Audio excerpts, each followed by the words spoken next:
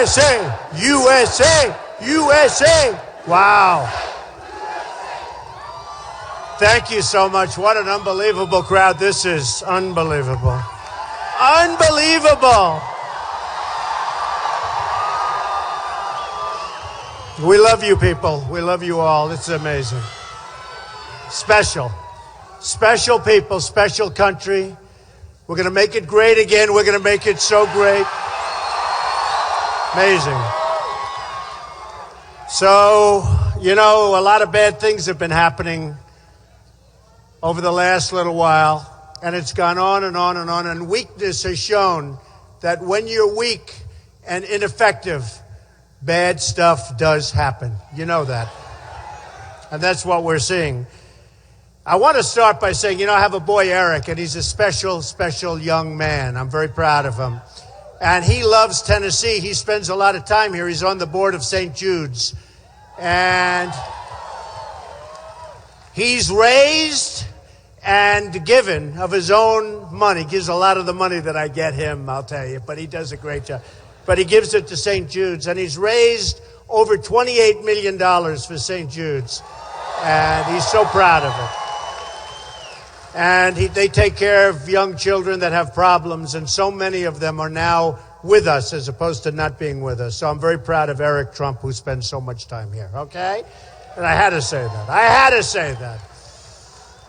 And, you know, I just left a certain little thing where I was watching our president talking. Boy. He does not get it. He doesn't get it. And, you know, you hear the term radical Islamic terrorism. He won't say it. He won't say it. And you can't solve a problem if you refuse to talk about what the problem is. And he won't talk about it. I don't know what's going on with this man. I don't know what's going on. And you know who else won't talk about it? Hillary. She won't talk about it. Hillary. She won't talk about it. And how about Bernie? Not that he matters because it's over for him. No, it's over. It was over for him in the first debate when he refused to talk about the emails. Oh, no, that's not right. We should. I mean, she broke the law. He doesn't want to say that. And he got a great soundbite that lasted for about 20 seconds. He got applause for 20 seconds. But how about this guy saying that he thought the Paris attacks had to do a lot with global warming? You know, you wonder why our country's got problems. When you hear people like this, it's just incredible. But listen, radical Islamic terrorism, let's talk about it. We have no choice. This is a real problem. You know, normally I come up, I talk about trade and how China is killing us, and they are. And I talk about how Japan and how Mexico and how everybody is just absolutely eating our lunch. And today I'm going to be talking about something else. It's like survival. It's like survival.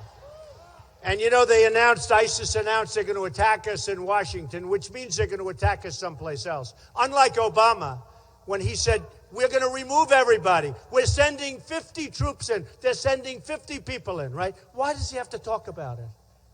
Right? Why does he have to talk about it? You know the movies, shoot first, talk later, right? Right? Right? Shoot first. You talk about it later. But why does he have to do it? The Good, the Bad, and the Ugly. I like that movie, right? Do we like it? Remember? The bad. Boom. From the bathtub. Shoot first. The guy was doing too much talking up there, right? Shoot first, talk later. So he announces that he's sending 50. Now, number one, that's not a great announcement because 50 doesn't sound like too many, number one.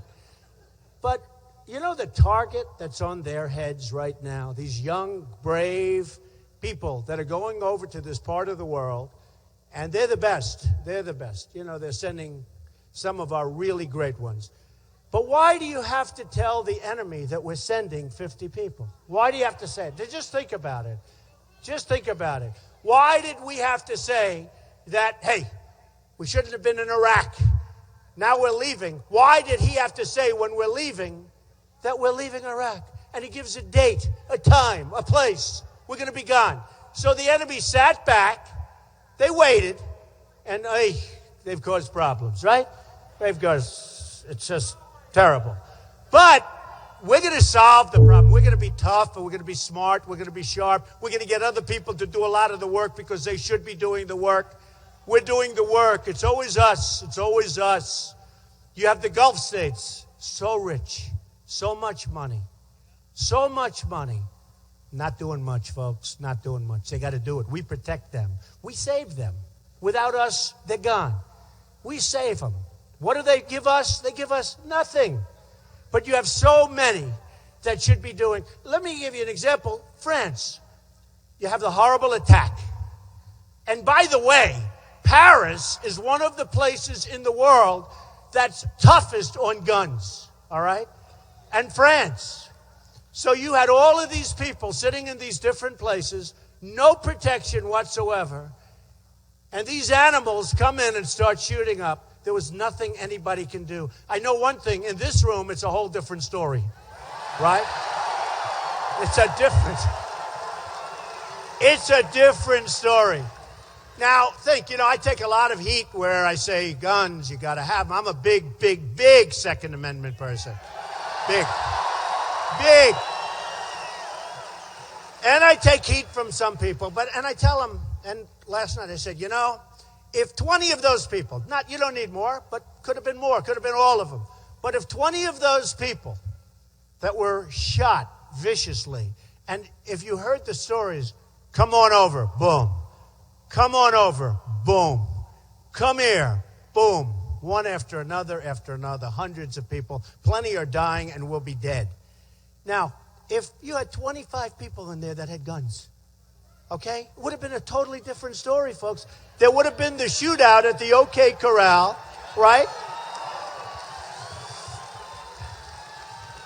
And you would have had death, but it would have been their death, and there could have been something. But you're talking about hundreds of people, innocent people, just gunned down, and horrible. People that said they saw it, they said, it's never going to be the same. Just the sight of what took place, never going to be the same. So we have to remember things like that. We have to remember our schools, where they had the school recently, as you know, in a gun-free zone. And they go in and they shoot and they shoot and they shoot. And in the case of the school, they had good, quick police, but still, it's just terrible. We need our Second Amendment. We need protection, and we're going to have it. We're going to have it. We're going to have it. How about the gun-free zones on military bases? Where our military, who are trained, right? Our military trained with guns, trained with weapons, and they can't use the guns, and a guy walks in, starts shooting. And a couple of them were highly decorated, unbelievably talented guys, dead. They're dead because they weren't allowed to have their guns. So we're going to change things, folks. We're going to change things. So today, I don't know, is it coincidence or incompetence or what is it? But today, as you know, President Obama, Friday, doesn't get it. Friday, 5 prisoners, same day. It's almost like, is he doing this on purpose? Probably. I think, maybe. Look at all those people pouring in over there. Look. They continue. No, it's amazing. They continue to pour in. They're pouring in. There are still thousands of people outside. Should we wait? No. Right? The hell with them, right? Right? They'll get in. They'll get in. They'll get in. They'll see about half of what we had to say. Do me a favor, though. Explain the rest of it to them. They know it anyway, but explain the rest of it to them. Boy, that's a lot of people out there. It's an amazing area. This is an amazing place. You know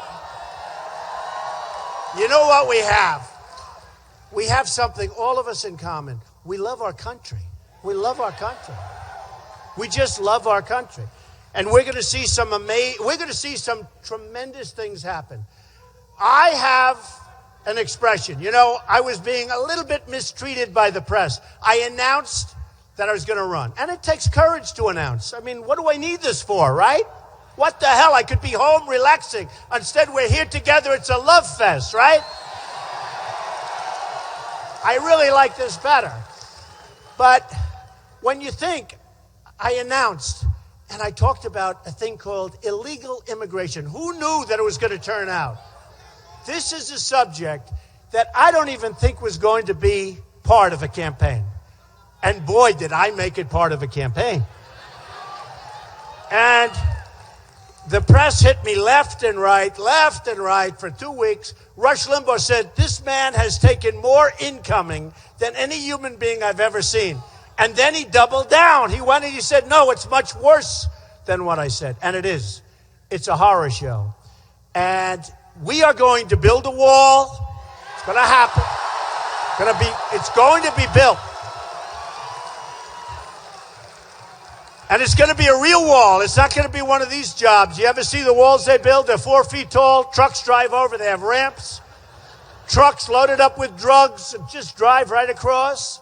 No, we're going to build a real, beautiful, big, high wall. Anybody gets to the top of that wall, they're going to be afraid to come down. It's a long way. And we're going to have a door in the wall, and you've heard this before. We're going to let people come in, but they're going to come into our country legally. They're going to come in legally. So what happened, and you know, when I see, and I watched a little while ago, and when 5 people are released from Gitmo, think of it, on the same day as the shootings, you say, is this right? Is this possible? Is somebody trying to just like torment everybody here and everybody? They released 5 people, sent in a private plane back to where they can go and fight. You know, they all go back to fight, okay? They all go back. They get released to the UAE, and they're supposed to be under house arrest. Can you believe this? House arrest. And they go back to fight. They go back to fight. And they're good fighters. And these are the people that they wanted. The worst to me was Bergdahl. We get Bergdahl. They get 5 killers who they've wanted for 9 years. And we get Sergeant Bergdahl, a dirty, rotten traitor.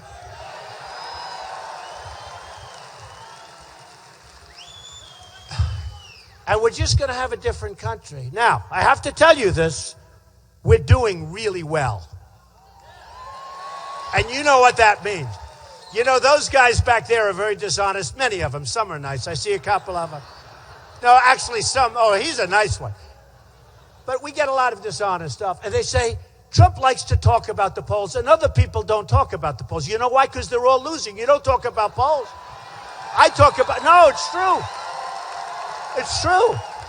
I was thinking that because I heard one of them say, Trump is always talking about the polls. That's because we're winning. In fact, while I was on the plane, we just had another good poll come in, a really good one.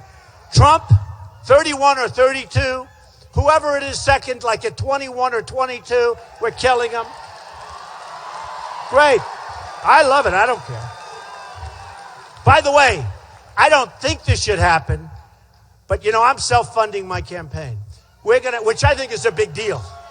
Which I think, other than the little things where women and people send in small amounts of money, I have to. What am I going to do? Send it back? Somebody said, well, he's not really self-funded because people, it's peanuts, folks. Believe me, it's peanuts. And it's little. How do I send back a woman $17? How do I send back $50 or $100? And I'd love them not to even bother, but they do it. And in a way, it's a great investment in the country. I mean, that's the kind of stuff that I love. I love to see it. But I'm self-funding the campaign, turning down millions and millions and millions of dollars. I feel so stupid. I feel so foolish. It's not like my life. You know, my life has been accepting millions and millions of dollars, not turning it down. This is the first time I've ever turned it down. But I'm turning down a lot. And recently somebody said, I'd love to help your campaign. You know, it's amazing when you're number one. everyone wants to give. And the reason they want to give is because they want things when you get elected. That's all. It's very simple. It's not me. I mean, I've heard from some people that I haven't heard from in a long time. Don, congratulations. You're doing phenomenally. Listen, is there any way? And I'm talking big money, millions of dollars, millions. When a guy gives $5 million to, let's say, Jeb Bush, or $5 million to Hillary, or $5 million to Rubio. Oh. I don't get it. I don't get it. But when they give all of this money, they expect something, folks. Don't forget, I was on the other side of the equation. I was the fair-haired boy for years. Then when I said I'm actually running, I became like an interloper. I became a total interloper. But, you know, we've had the debate. The debates, I love these debates. I love doing them. The problem is, okay, so they do this polling on the debates, right? And they have Drudge, who's great. He's a great guy, by the way. But they have Drudge. And they have Time magazine. I was on the cover. Other than that, I have no power with Time. Recently, a couple of times I was on the cover. But they have Time and they have Slate. They have all these things. And I win every one of them by a lot, right? And then I go home and I say, I want to watch. And they talk about who won the debate. And they say, well, Trump was okay. I mean, they don't say I was bad. That's the good. You know, they say he was all right. But Rubio, I say Rubio. He was standing next to me. He made a lot of mistakes. He stuttered a lot. There was a lot of stutter. And one of Ann Coulter, who wrote an excellent book, by the way, excellent book. She wrote an excellent book. Right? You know the name of her book? Adios, America. You think she's kidding? She's not kidding. But she wrote a good book, and she said she can tell before the debate who's going to win because she knows who they're going to say. And it doesn't matter. It doesn't matter. So I watched Marco, and he's up, and he's saying different things about parental. Parental. Everything's about parental. More important is my children. More, you know, all the things that you would expect to hear. His children are more important. Everything's more important. Parental. And then he said presidential is the most important. And he meant parental, but he said presidential. It was a huge mistake. And I was going to correct him. Nobody said anything about it. It was a big mistake because he wanted to say parental, but his ambition got in the way and he said presidential, right? You know what I'm talking about. And there was a lot of stuttering and a lot of missteps. And then I got him and I heard he won the debate. I said, how did he win the debate? He made mistakes. So it's a very unfair system, folks. I'll tell you, it's a very unfair system. But here's what I've learned, and more than anything else, I swear this is true. The public is really, really smart. They're really smart. They get it. More than, and I'm surprised I'm saying it. They really, really get it. The press does not want to give certain people the fair shot, which is true. I happen to be one of them. It's okay. For instance, I go home, and my wife always says, oh, were there any people there? Okay? No, it's true. They show me on television all night. They have, look how many cameras are going. They're all going. They never show the crowd. They never fan and show the crowd. Show the crowd. Show the crowd. Show the crowd. Go ahead, do it. That's the crowd.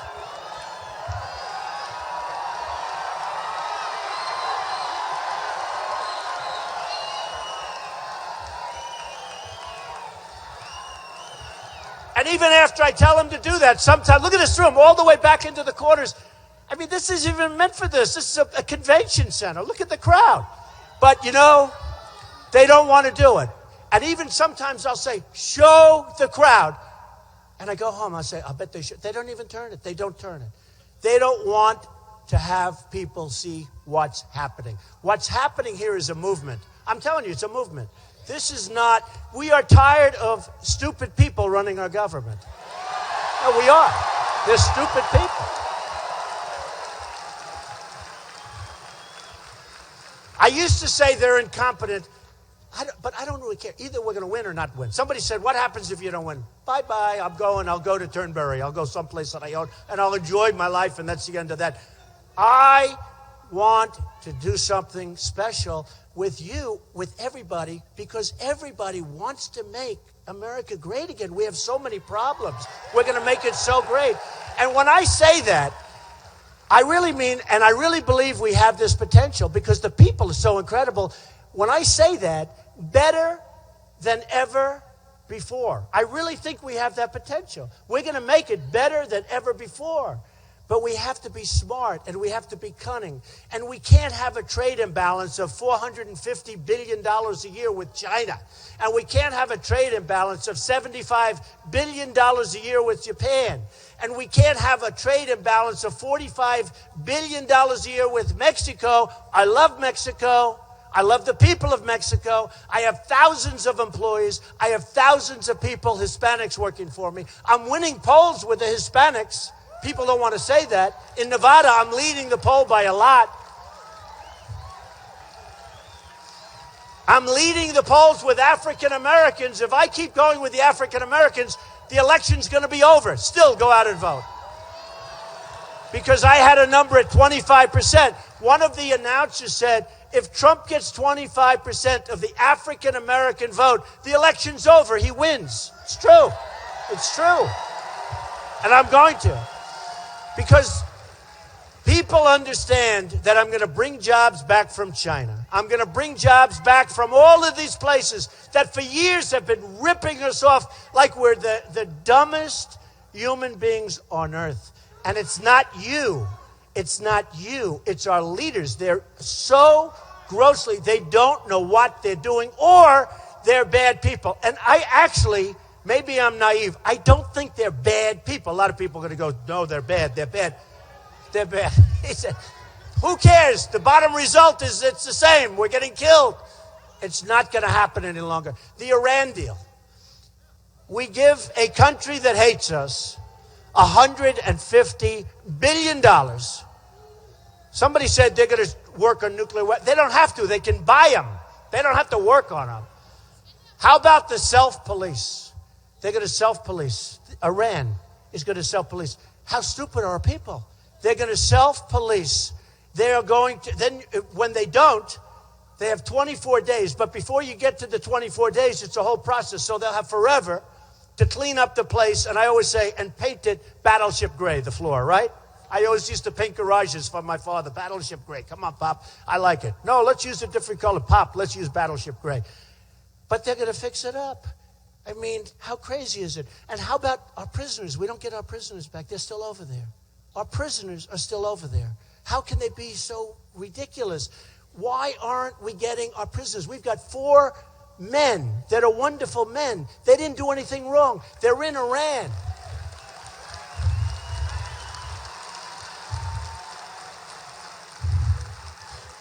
We just gave them the single greatest deal ever negotiated, probably with a country. One of the worst deals I've ever seen negotiated of any kind.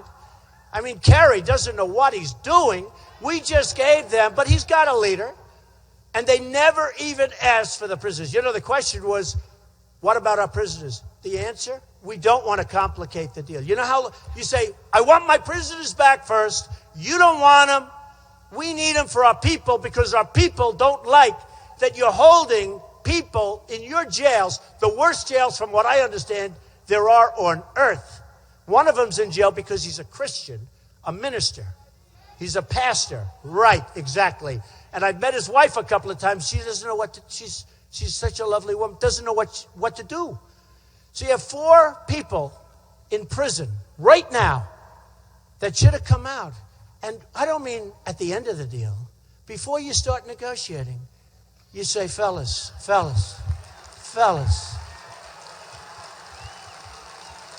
It's so sad.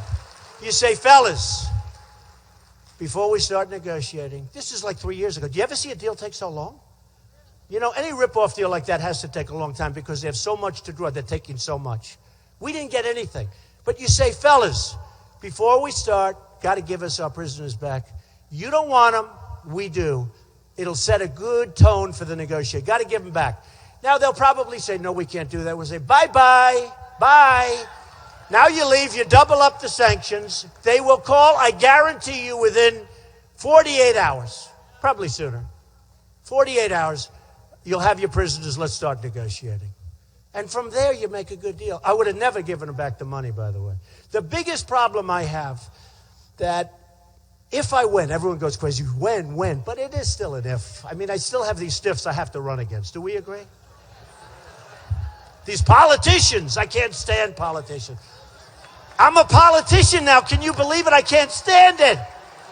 All my life I've dealt with politicians. They're so easy. They're so easy to deal with. And now I'm a politician. I can't believe it. Look at those people. They're still pouring in. Do you believe it? Look at them. They're still coming in. Watch this. Sorry, folks, the evening's over. Good night. No, now I'm a politician. So it's one of those things. It's fine. I don't think I'm going to go. Can I still say I'm in the real estate business or something? Okay, you don't mind, do you? I want to negotiate like a real estate guy from New York rather than a politician, right? So a lot of things have happened, and we're going to make this thing so great. Here's a few of the ideas. And some of the press has actually been good to me because I've had a lot of vision. And you got to get points for vision when you're running for office, right? You got to get points. So I said, don't go into Iraq. And I said that in all fairness, I'm the most militaristic person in this room. Although you got a couple of beauties over here with your outfits on. Maybe a couple of them help me. Look at this guy over here. He's pretty military. I don't know. I think I may top you, though. I'm looking at some of these guys, some pretty tough people in this room. But I'm the most, look, I want to make our military so strong, so powerful, so incredible, we'll never have to use it. Nobody's going to mess with us. Nobody. You know, General Orniato the other day, he left the office, and about 2 months ago, I'm watching him on television. He said, our forces are right now the least prepared that they've ever been. I think he mentions World War II, but regardless, whether it's ever or World War II, it's probably ever. And he said that. Then I talk all the times. We have the generals. They're always being interviewed on television. I don't want them. I want them to be unpredictable. I don't want our generals being interviewed so the other side can watch. They can watch. And they can say, You know, we're not dealing with stupid people. You know, it used to be we would have a military. You'd have uniforms here, uniforms there. The one with the most uniforms standing wins the war, right? This is a little different now.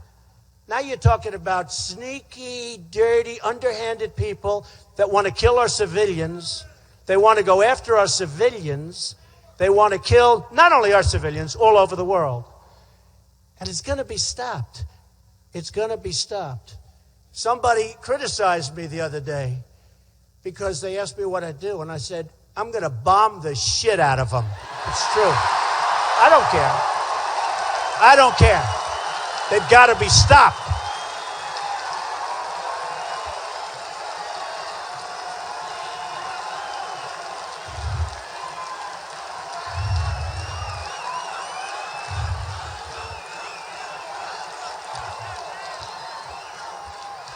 They've got to be stopped. And they should have been stopped a long time ago. Look, so in Paris the other night, a horrible thing. And then all of a sudden we attack, and France attacks, all these different sites that they have, right? Why didn't they do this a year ago, 2 years ago? Why didn't they do it? Why do they wait? They always wait for a tragedy to happen. They're never forward. They're always waiting for. So you say, oh, wow, these were training centers, camps. By the way, what did they attack? They attacked the oil. Remember, I've been saying for 2 years, attack the oil. Everybody said, oh, Trump with the oil, Trump. But I said more than attack it. I said attack it, take it, and keep it. That's what I said. So now they're attacking the oil. And a couple of the people said, you know, that was really Trump's idea. I've been saying this for 2 years. Because a big source of their wealth is the oil. They're making $1 million a day. A lot of money. Making $1 million a day. And I kept saying, why aren't we doing this? Why aren't we doing this? They're better at the internet than we are. And they're training people to be terrorists and killers on the internet. And they're taking them. And then they'll go away, which is fine. They'll go away. But then we let them come back into the country. Because nobody wants to take away their rights. Do you believe this? It's so unbelievable. So they go and they fight for ISIS. They come back into our country and we accept them back. And at some point they won't be going away. They'll be shooting us here. All right? They're not going to be going over to Syria. They're not going to be going over to these other places. They'll stay right here. And then we have a president with all of the problems, and you probably heard that at least one and probably more of the killers, the animals that did what they did in Paris, came out of the migration, right? They came out of the migration. So we have a president that wants to take hundreds of thousands of people and move them into our country. And we don't, no, think of it. And we don't even know who they are. There's no paperwork. There's no anything. And all you have to do is look at the website for Obamacare to know that we're never going to figure it out. $5 billion for a website that still doesn't work. And by the way, Obamacare is going to be repealed. It's going to be replaced. It's going to be over. It's going to be over. So we have no documentation on these people. And I said, you probably saw a couple of weeks ago, I'm looking at this migration. And it's a terrible thing. I have a bigger heart. I mean, I have a tremendous heart. I want to take care of people. But you look at this migration. And I said to my wife the other day, I said, you know, they seem like so many men. And they're so strong. I mean, they're strong-looking guys. Not as strong as you, but that's okay. No, but they're strong-looking guys. They're powerful-looking guys. So I said, why aren't they back fighting for their country? That was number one. Then I say, is this a Trojan horse? We all know the story of the Trojan horse. And now you look at what's happening in Germany. So I used to be a fan of Merkel. I used to think she was terrific, a big leader, a great leader. I think what she did to Germany is a disgrace, It's a total disgrace. And they walked all through Europe to get to Germany. What we should have done for a lot less money, because on a humane basis you want to do it, is do in Syria, take a big swatch of land, which, believe me, you get for the right price, okay? You take a big swatch and you don't destroy all of Europe. I mean, they've destroyed. By the time this is finished, wait till you see Germany. Wait till, of all places, Germany. Wait till you see what happens to Germany. They're having riots in the streets. They're having crime that they've never had before. Wait till you see the end result of what happens to Germany and Merkel. No longer a fan. I may have to deal with her. But you know what? I'll tell you right now. No longer a fan. No longer a fan. Wait till you see what happens. So what I like is build a safe zone in Syria. Build a big, beautiful safe zone. And you have whatever it is so people can live. And they'll be happier. And one thing I noticed, even with people that work for me, where they come from countries that you wouldn't think are so great. I would say moving back to Syria is not the greatest thing, right? But you know what I find? People come and they work for me legally. Okay, legally. But they come, they work for me. When they retire or when they leave, what they really want, they want to go back home to their country. You know, that's sort of amazing to me, because a lot of the countries, I would say, why would you want to go back? But they want to go back to their country. Now, in Syria's case, I think it's probably similar. So you keep them in Syria, you build a tremendous safe zone. It'll cost you tremendously much less. And they'll be there. And the weather's the same, and all of the different things. And then when this horrible situation that's so horribly run, because we don't know what we're doing, when it's all over, they move back and they go back into their cities and they rebuild their cities and they start out and they start over again. I really believe that. I mean, they're going to learn German. They're going to learn all these different languages. It's ridiculous. The weather. A friend of mine lives in Minnesota. And he calls me and says, can you imagine it's 130 degrees in Syria, and now they want to send some up to Minnesota where it's 30 degrees. But these people are going to be very, very unhappy.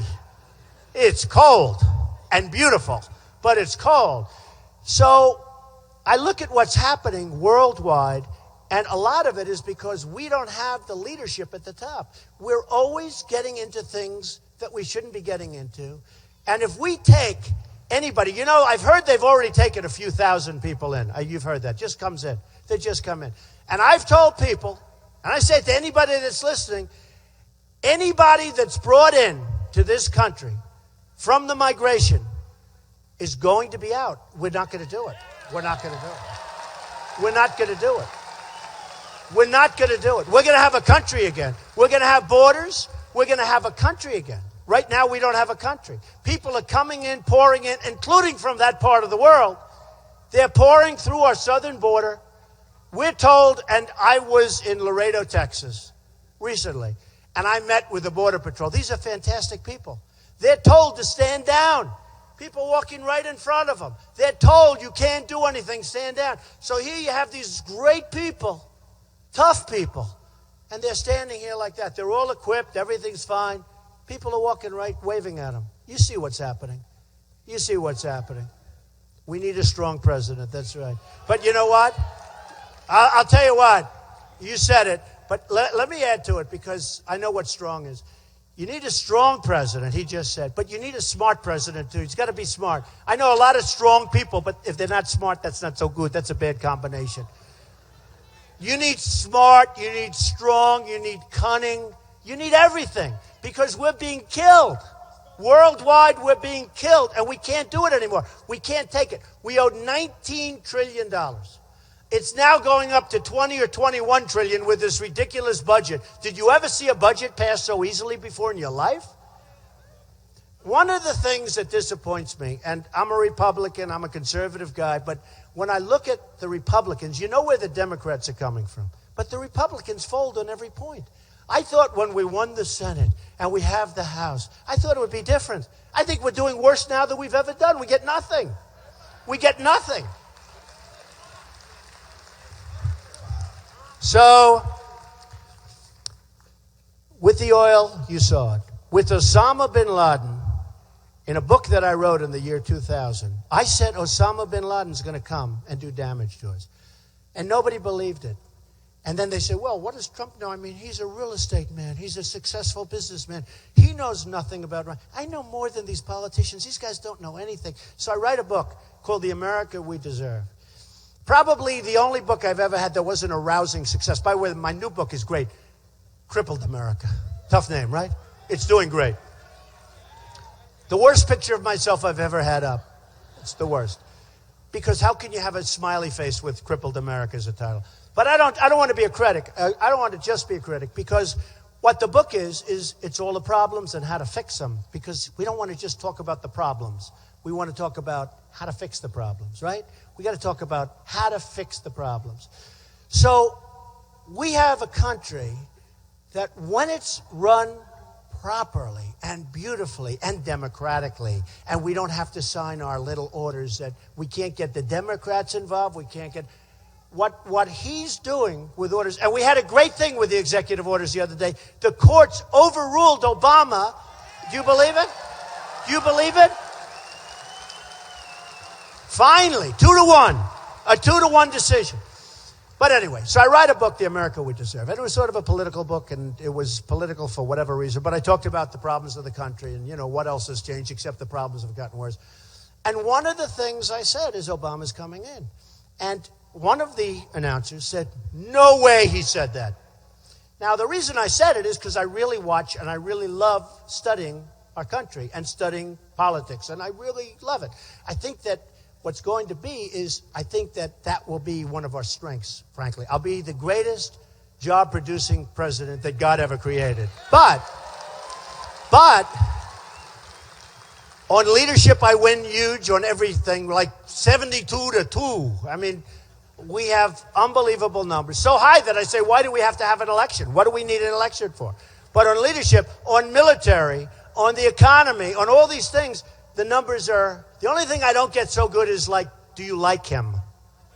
And you know what? I think I'm a nice person. But they say, do you like him? But I think that's probably the least important thing. We want somebody that knows what the hell they're doing now, right? We need somebody that knows what they're doing. So I predicted Osama bin Laden. So one of the guys said on one of the newscasts, no way. They said, yeah. When was it? 2000. That was a year and a half before the World Trade Center came down. No way. Took the book, looked at it, said, whoa, look what Trump predicted Osama bin Laden was coming in to do damage. I don't believe it. A good guy that said it. Straight shooter. Couldn't believe it. Well, in my book, I talk about that. In my book, I predicted terrorism because I can feel it. I can feel it like I feel good location, okay? In real estate, my father always used to tell people, you know, he may be my son, but everything he touches turns to gold. When my father said that, that was a great compliment because he was a tough cookie. But he said he has an instinct for location. You have an instinct about things. I really believe I have an instinct for this kind of thing. And I see what's happening. And when I said Osama bin Laden, that was a great thing. When I said terrorism in the same book. Now, they really like my books much better when I talk about business and success and things like that. Those are the books that are all the bestsellers. This book was probably my least selling book, and yet it was, in a certain way, pretty cool. But I love that book. But I loved what the predictions are. And a friend of mine called me up the other day and said, forget about Osama bin Laden. In that book, you predicted terrorism. Nobody knew this kind of terrorism before.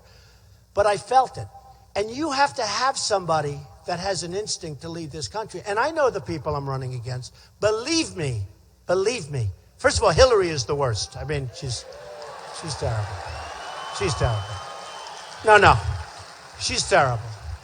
Hillary is terrible. And, you know, she was the worst Secretary of State in history. And now she wants to be president. Great idea. Great idea. Remember when she was shot down with a helicopter and she got off? So many different lies. So many lies. And frankly, the email scandal, I don't know if that's over. Probably she's being protected by the Democrats, probably. But all I know is that people have been treated very harshly, including General Petraeus, for doing 5% of what she did. 5%. You know, he was given a sentence that was an unbelievable come down for a guy that was as good a guy as he was. And many others. For doing a tiny fraction of what she did. But she's being protected. So I believe probably I will get a chance to run against her. I love that. I love it. I love it. And polls already say that I'm going to win against Hillary. But I'll tell you what. I really believe that we will win. We will have such a victory. Do you know, if Mitt Romney had people like yourselves that got up and voted, right? He just said it. People don't realize it. I'm going to do great with the Hispanic vote. Better than I think I'm going to win the Hispanic vote. But I will tell you, had Mitt Romney, who didn't do great with the Hispanic vote, but had the people like yourselves got up and voted, and for some reason there was no inspiration. There just wasn't. It was, I don't know what it was. He didn't get the people out. And I said, before the whole thing was over, I said, why aren't you, say what you want about Obama. He was on Jay Leno. He was on Letterman. He was on all these shows. I say, are you guys going to go and do some shows? No, I think we have it made. You know, they believed what they were saying on some of the that is an election that should have been won. But remember this, had many of you folks in this room tonight, had you gotten up and voted, he would have won the election. He would have won the election. There was no inspiration. And I'll tell you what, nobody has crowds like I'm getting. These crowds are, look at this crowd. I mean, look at this crowd. Look at this crowd. And I guarantee everyone in this room, who is not going to vote in this room? Seriously. Who is going to vote? Yeah. No, I know. No, we have a whole thing. So, let's go a little further into the border. Because the border has so much to do. Somebody said, and I was going to mention before, Ann Coulter, she said, Trump just became president when she saw the problem. And you saw that quote. It was a well-known quote. Because when they saw the problem in Paris, that has so much to do with what we're talking about. So we're going to have a border. We're going to have the wall. We're going to get rid of people that we have in this country who are here illegally, some of whom are excellent, great people. But they have to come back legally. They have to. They have to come back legally. They have to. There's nothing we can do. We either have a country or we don't. They have to come back legally. And then again, we have some people who are really bad dudes. You know that. We have gangs in Los Angeles. They're all illegal. We have gangs that are 100% illegals. We have problems in Chicago. We have, don't even mention the drug problems. The drugs that pour across the border. So many other problems, and that causes problems. But we have people that are so bad They are going to be gone so fast out of this country. And they're going back where they came from. And I'll tell you something. I'm not putting them in our prisons, which are brimming now. You can't even get. We're not putting them so that we have to protect them for 45 years. We're bringing them back to the country they came from. Let that country worry about it. Let that country pay for it. We're not going to load up our prisons, our hospitals. We're not going to do it. We're not doing it. This is no longer going to be the stupid country that everyone thinks we are, because our leaders are so bad and so pathetic. So we're taking the bad ones, and this is going to be before the wall. Before the wall. We're taking the bad ones. They're out of here. They're going back, and we're going to get rid of them. And they're not coming back in, folks. They're not. There's no way they come back in. They're not coming back. And that's going to happen as sure as you're standing there. And that's going to be one of the first things that happen. The first thing is I'm going to take Obama's executive order where he said, everyone just come on in, folks, come on in. And we're going to end it. We're going to end it. We're not going to have that. The only thing good about an executive order is the new president can come in and terminate it with just a signature. I don't have to go to Congress. I don't have to go anywhere. It'll be terminated in the first 10 minutes of my...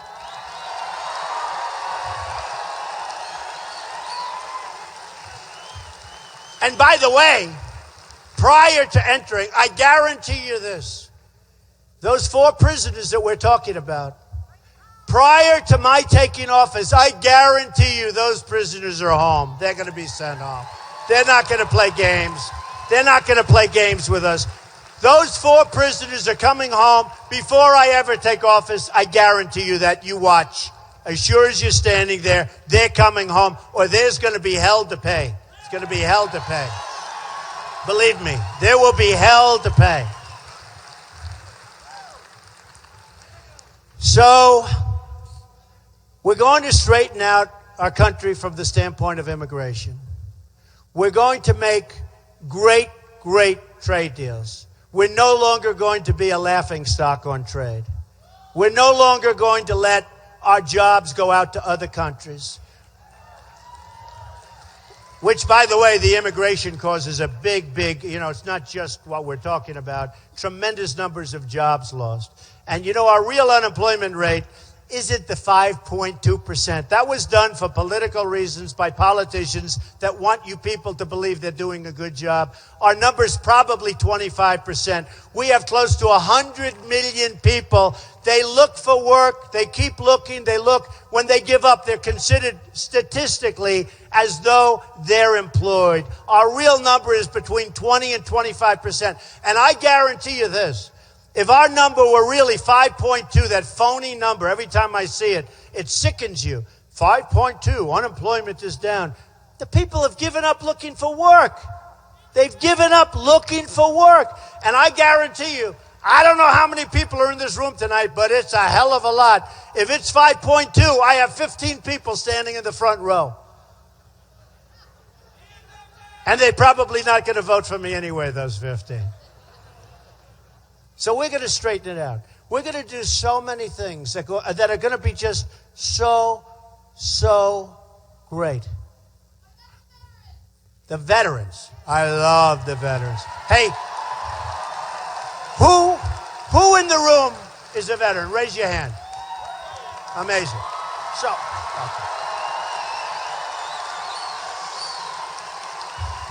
So our veterans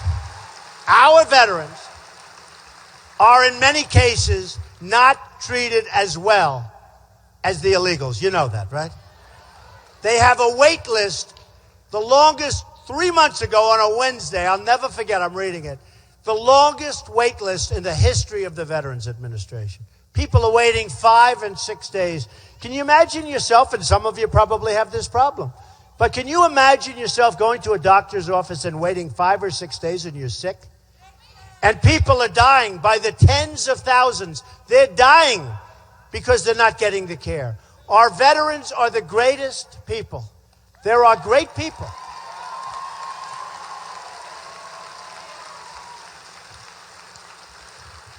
Our veterans are our greatest people. I love them. I've gotten to know so many over the years. I go to New Hampshire. I go to Iowa. I meet so many veterans.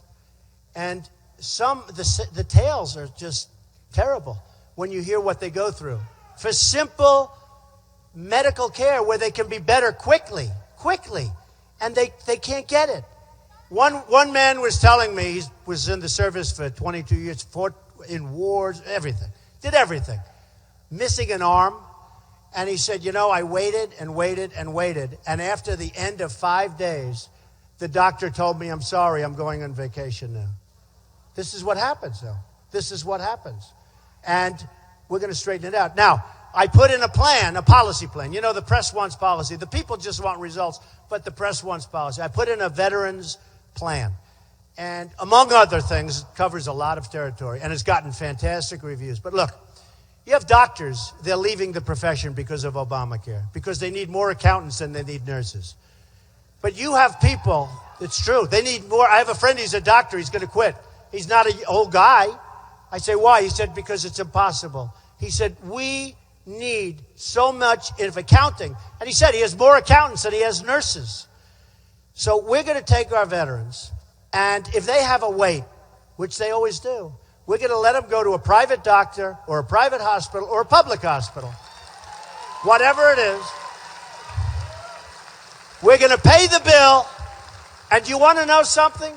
That's going to cost us. Number one, it's going to be great for them. They love it.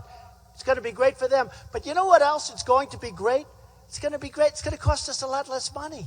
So if they're going to wait, they're going to go to a private doctor. The doctor's going to take care of them. We're going to pay the bill. We'll work out some kind of a schedule so we don't get ripped too bad, because doctors do have a tendency to get a little aggressive, right? We will. Don't worry about it, folks. We'll beat them, but we'll be fair. But they're going to go out, see a doctor, see a public hospital, private hospital. They're going to get taken care of quickly, beautifully. Nobody's going to be dying that shouldn't be dying. And everybody loves that plan. How do the vets feel about that, okay? Yeah. No, we've gotten like a tremendous response. All right. So here's the story. What? I like it. I like what you just said. So what happens is the following. Amnesty is forget it. You know who's running, right? You know who's going. You know what's happening, right? Amnesty, no amnesty. They leave the country. In a nutshell, our military is going to be taken care of. Our vets are going to never be happier than they're going to be. We're going to treat them better than any vets anywhere. Our vets are going to be treated fantastically.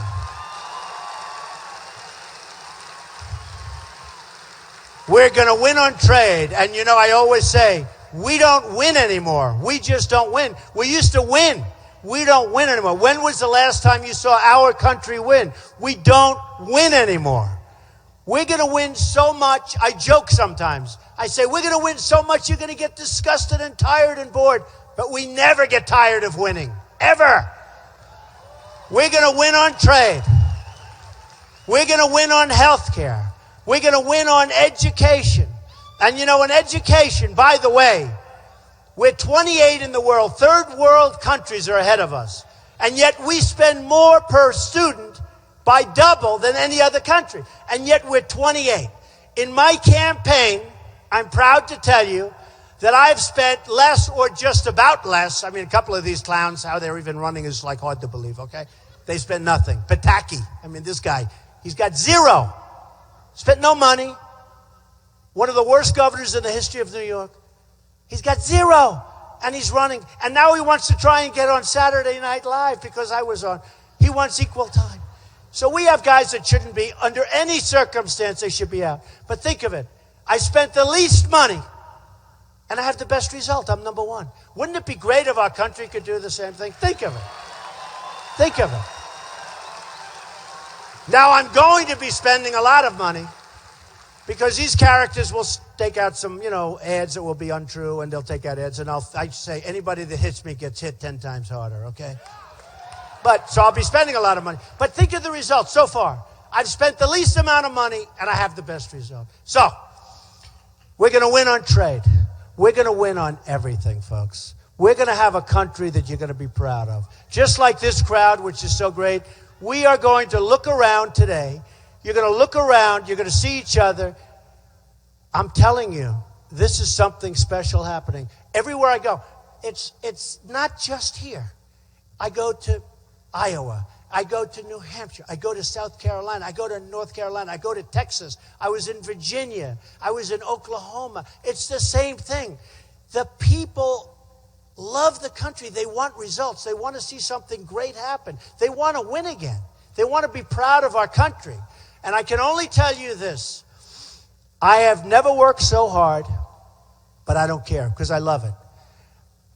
I'm staying in.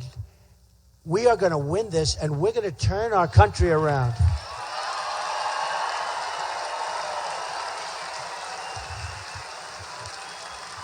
And you're going to be so proud of your country, and you're going to be so proud of your president. You're going to be so proud of your president because I don't care about anything. No special interests, no nothing. The insurance companies, I couldn't care less. I don't even like them. I mean, they're making a fortune, by the way, on Obamacare. They were a big supporter of Obama. They are making a fortune on Obamacare. The insurance companies, the car company, I don't care. I don't care. We're going to have our car companies stay here. We're not letting them go to Mexico so easily where they go and build $2.5 billion plants and they take our jobs and then they sell us cars and there's no tax, no nothing, and we get nothing out of it. You are going to be proud of your country.